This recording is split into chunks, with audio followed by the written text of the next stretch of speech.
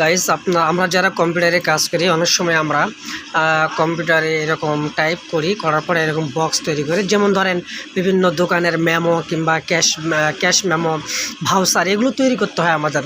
তো অনেক সময় আমরা যখন কি করি, ধরেন আমার এই লেখাটা আমাকে বড় করতে হবে, ঠিক আছে।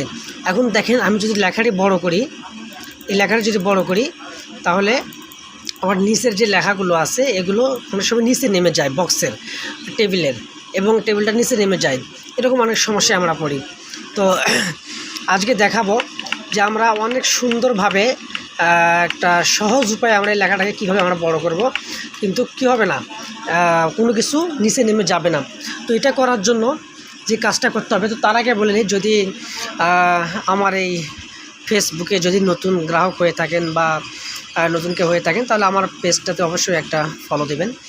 তো আপনাদেরকে যে কাজটা করতে হবে সেটা হলো, ধরেন আমি এই যে আমার লেখাটা আছে, এই লেখাটার মধ্যে এই লেখাটাকে আমি বড় করব।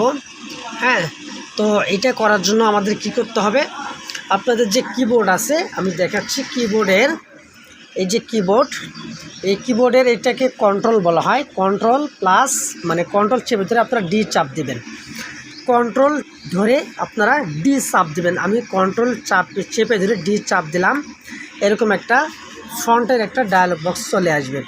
তো এটাতে আপনারা কি করবেন, এটাতে আপনারা যে কাজটা করবেন, এই দেখেন আমার সামনে একটা পপ আপ ওপেন হয়ে গেছে।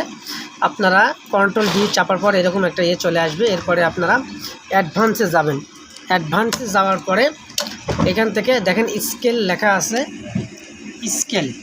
তো এই স্কেলে 100% আছে, এখান থেকে আমি ধরেন 150% করে দিলাম, 150 150% করে দিলাম, ঠিক আছে।